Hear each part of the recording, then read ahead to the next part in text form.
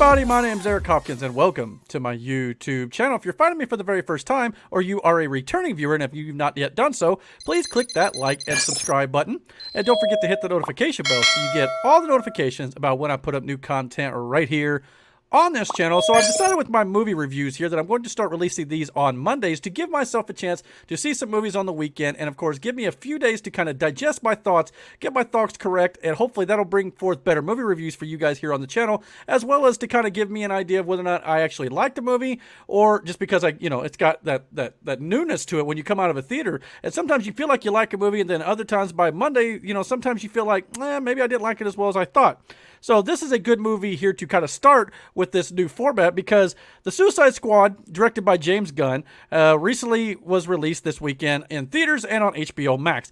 And it's a movie that I saw at home on Thursday night when the movie was released. And I'm not going to lie, when I first saw it, I wasn't a great big fan of it. I felt like it was just kind of not for me at the time.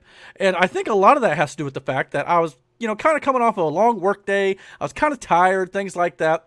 And so when I sat down to watch this movie, I was into it for like the first 30 to 40 minutes, and then I started to get tired. I started to nod a little bit. I had a little bit of dinner to eat with the film, and then of course about half, toward the end of the movie, I started to nod off, and it just doesn't seem like it was clicking to me. So I kind of, left the first viewing of this movie with a little bit of a sour taste in my mouth. But I kind of thought to myself on Friday at work and was thinking a little bit about it over the weekend and like, maybe I should just give this movie another try and see how much how much I like it the second time around. Because sometimes, I don't know about you, sometimes you go in with expectations the first time you see the movie, and then, by the time you see it a second time, you're like, all right, it's not nearly as bad as I thought. And this movie did exactly that for me.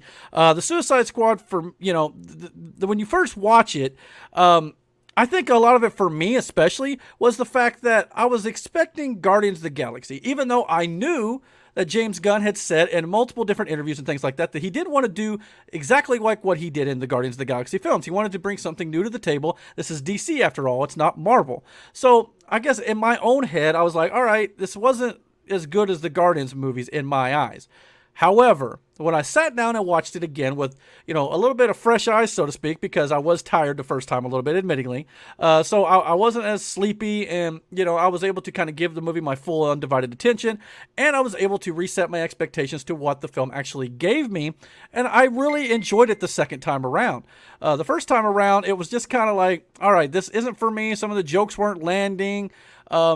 Again, it was just, I was expecting Guardians, and it wasn't Guardians. Nothing wrong with that per se. It was just, it wasn't coming off to me as a viewer in the way I'm sure that James Gunn had intended it to do. So, and I'm not making excuses for the film. If you didn't like it, that's perfectly fine. And I thought maybe, okay, I wasn't going to like this movie the second time around. But when I watched it the second time around, it felt like, a lot of the things that were meant to be funny hit a little bit more for me. There was a lot of things about it that I just felt like the story was a lot better. Because first of all, when I was nodding in the first time, I was like falling asleep during the third act of the movie. So a lot of the things that they were doing, I was kind of getting bits and pieces of because I was falling asleep. But when I watched it the second time, I was fully awake and I saw what they were doing. And there was a lot of character moments in there when it comes to the actors and the way they were acting out their scenes and stuff that were very subtle and things that I didn't catch the first time around. And I thought, oh, well, that's good. That's setting up this, or that's driving home this point that this character's been dealing with for a long time. And I thought they did a good job of bringing all that together. And of course, the action is great. The third act of the film has a lot of, cool set pieces and things like that, with the action and all that. And I thought the story, started to round out a little bit more toward the end. And I really liked where they ended up the movie, and of course, where they set up the post-credit scene for a future TV series, which I'll get into in my spoiler section here. But I thought overall, the second time around, I liked it so much more. I don't know what you guys felt, but a lot of you probably liked it the very first time you saw it. But to me, it took a second viewing for it to kind of finally click with me. Again, the first experience was just mostly because I didn't have a very good viewing experience the first time around, and I think the second viewing was much, much better in that regard. But with that being said, I'm going to get into my spoiler section here. So if you've not seen the movie yet and you want to check it out, please, by all means, check out from this video right now and come back to my spoiler section after you've had a chance to watch it, and I'll ruin all the details for you after this.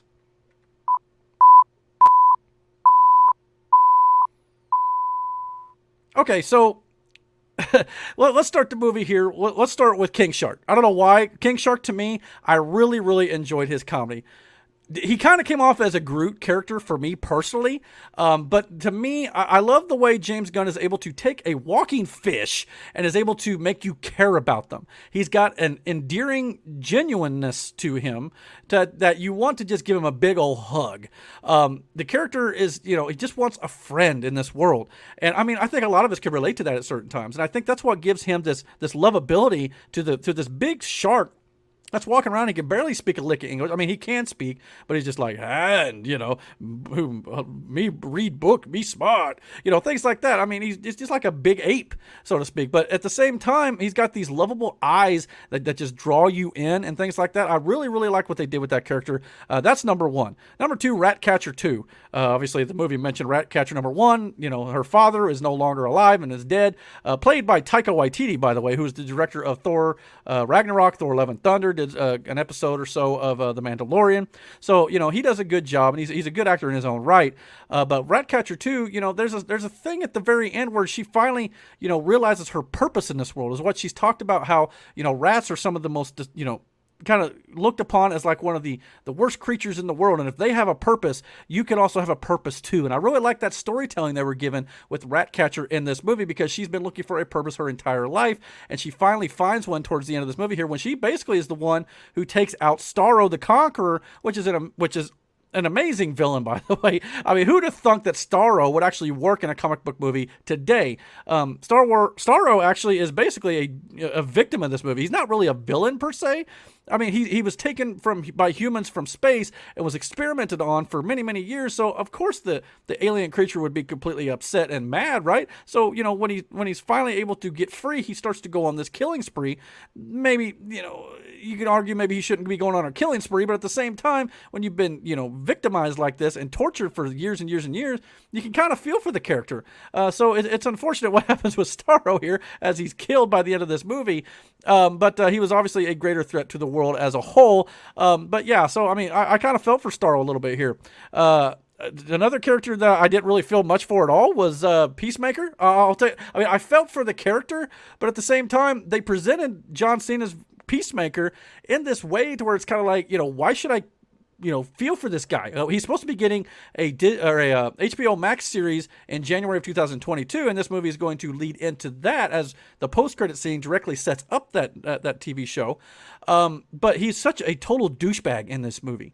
I mean, you can almost see, but again, this is a spoiler section here, where he's about ready to kill Rick Flag. You can almost see that he doesn't want to do it, but at the same time, he has no hesitation about doing it. So there may be a part of him that believes that the ends justify the means when it comes to keeping the peace and liberty of America and things like that.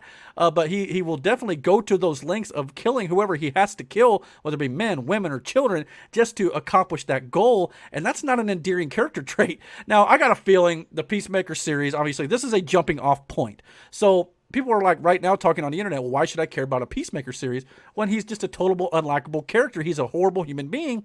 He was going to kill Ratcatcher. He killed Rick Flag. And of course, he gets shot by Bloodsport by the end of this movie, right in the neck, which is surprising how he even survived. But so you could argue that why would anybody care about an HBO Max series? Well, I think the HBO Max series is going to show John Cena's character progression, and hopefully by the end of the series, we'll start to love him more. And of course, maybe he'll have to atone for his sins, so to speak, probably. But at the same time, there was a spot in this film where, like, again, because there was this debate between him and Bloodsport and Flag about how he would just kill for the enjoyment of it, not for peace or liberty, like he says. He uses it as an excuse to just murder whoever he wants. And there's a part of him that I kind of feel like that resonated with. And maybe, I'm not, who knows, maybe not. But I got this feeling the HBO Max series surrounded around John Cena's Peacemaker will be the character development of him trying to understand that, what he's doing is wrong. Maybe he's doing it with the best of intentions, but he needs to go about it in a better way. And hopefully that series will accomplish all of that. Again, I hate that Rick Flag and Captain Boomerang got killed in this movie. Speaking of murders in this movie, half of the cast gets murdered in the first 5 to 10 minutes of this movie in the opening sequence when they storm the beaches of Corto Maltese. And of course, characters like Weasel, TDK, played by Nathan Fillion, which I love that scene, by the way, where the arms detach and he's like smacking all the soldiers around. I thought that was very funny. Weasel dies. shoot, who else was there? A Mongal savant who, ran away. Michael Rooker. Love him in all the Guardians of the Galaxy movies so far. Of course, we're not going to get him in Guardians of the Galaxy Volume 3 anymore because Yondu passed away at the end of 2.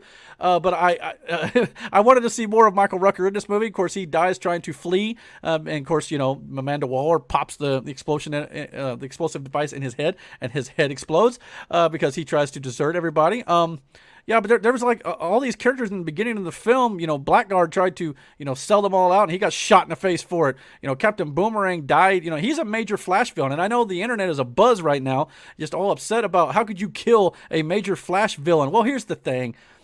The Flash is going to be running back in time and alternate dimensions and things like that in his own movie. So never say never. Captain Boomerang can always come back, possibly even be portrayed by a different actor. The Captain Boomerang character can still be in the DCEU. Anytime you're dealing with multiverses and alternate timelines, there's always a chance that character can return. So don't worry too much about Captain Boomerang. And of course, we saw by the end of the movie, Weasel's still alive as well. He didn't drown at the beginning of the movie like they teased. It was weird to see all these characters die that quick, but if you really look at it, they had probably about 16 characters or so in this movie if you don't count Amanda Waller, and I believe the count was 7 or 8 of them lived and 9 of them died. So it was kind of 50-50, split down the middle. It wasn't too bad when it comes to that, but James Gunn warned everybody, don't get too attached to some of these characters, and he knew in the first 10 minutes they were going to kill a lot of them off, and he wasn't lying about that. Another character that really jumped out to me here was the Polka Dot Man. The Polka Dot Man, if you don't know who he is, you got to check out this movie for this guy alone. Of course, we did a discussion about this on our Fat Boy Cartel podcast. They're talking about the weirdest, powers in comic book history. And me and Brandon discussed some of the characters, and one of them that got brought up was the Polka Dot Man, which basically his powers are to throw polka dots at people. Okay, so with that out of the way, do you think that power is ridiculous? This movie does a good job of making it an actual viable power. Now, the story behind it is kind of like, his mother did experiments on him at Star Labs, which is the labs that, Barry Allen and the Flash works at and things like that. And of course, this mother of his was trying to do everything to turn him and his siblings into superheroes. And by doing so, infected him with this, interdimensional virus that caused him to expel polka dots, and if he didn't expel them every so often throughout the day, they would begin to, I guess, kill him. And so that is an interesting wrinkle in of itself. Plus, when he uses these basically will eat through anything. It looks like they kind of just burn up their victims. So when he throws them, he's basically one of the more powerful members of the Suicide Squad of this movie here, and I thought it was really cool to see. And of course, he's also very empathetic, but also a little bit crazy. I should say, not a little bit, a lot crazy. But he's got this Norman Bates, which I believe even John Cena calls him at some point. He's got this Norman Bates, vibe to him. Very creepy. But I thought that they did a good job of portraying the power to one of the stupidest characters that has possibly been around in DC Comics. And I believe even James Gunn said when he decided to put Polka Dot Man in this movie, he basically Googled what is the craziest and dumbest comic book characters ever created, and Polka Dot Man came up, and hence he's in this movie. So for the fact that he is such a crazy character, I thought they did a great job of portraying him here in this film. So check out this film just for him alone. But again, I really like what they did with Bloodsport as well. Everybody was talking about how Bloodsport was basically a complete, copy of the Deadshot character played by Will Smith in the first film, because we couldn't get Will Smith back. He has to be a complete copy of Deadshot here. He kind of was when it comes to the marksmanship stuff, but at the same time, his relationship with his daughter was nothing like Deadshot's relationship with his daughter. He absolutely hated his daughter in this movie. Deadshot loves his daughter. Not only that, Bloodsport is a great marksman like Deadshot as well, but the thing about Bloodsport is he's got all these different gadgets and stuff to make, on his suit and stuff. It pulls out different guns and attachments and things like that to make his gun that much more powerful and stuff. So he had some, and he kind of had like his bow and arrow slingshot thing on his arm, which was kind of cool.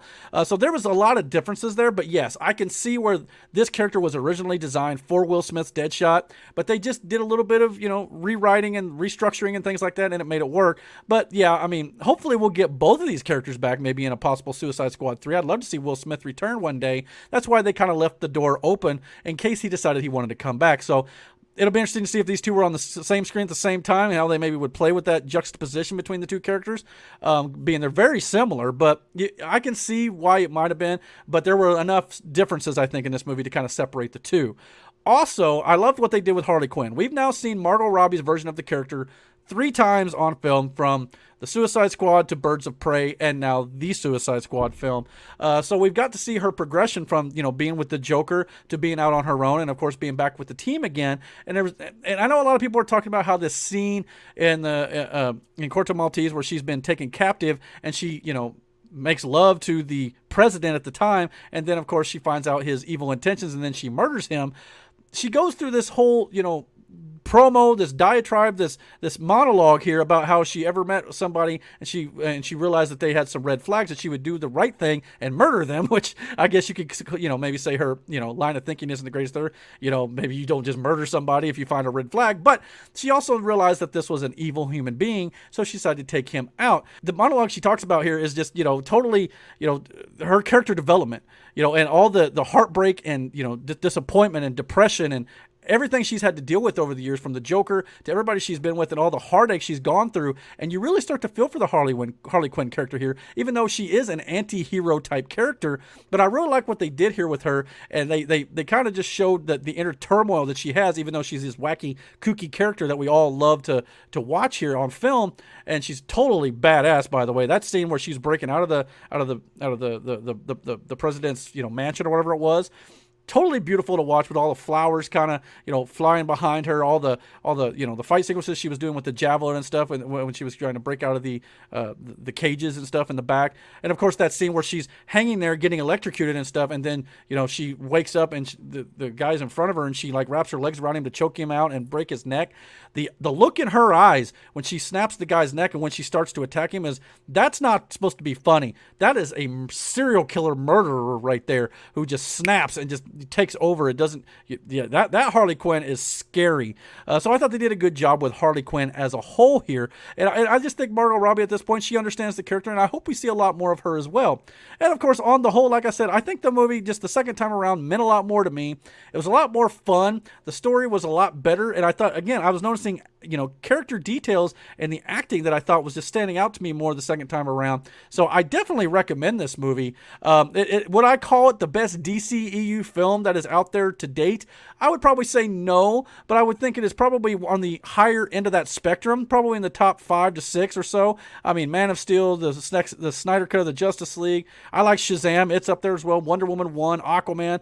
It's probably in that ballpark, but I wouldn't put it on the level of Birds of Prey or, you know, something down there. I thought that movie wasn't the greatest. I know a lot of people love it as well, and it's not bad. There's not a DCEU movie, in my opinion, that's actually terrible, because I just love comic book movies, and I can find things in it I like, and that may be a little bit what's going on with me here. Like I said, the first time I saw it, I wasn't a big fan, but the second time and the second viewing, with my expectations changed a little bit, knowing a little bit more what to expect, I did find myself enjoying it a lot more. But the real question here is, guys, what do you guys think? I'd probably give it about a 7 out of 10 if I'm ranking it right now, maybe a 7.5 since I've watched it the second time.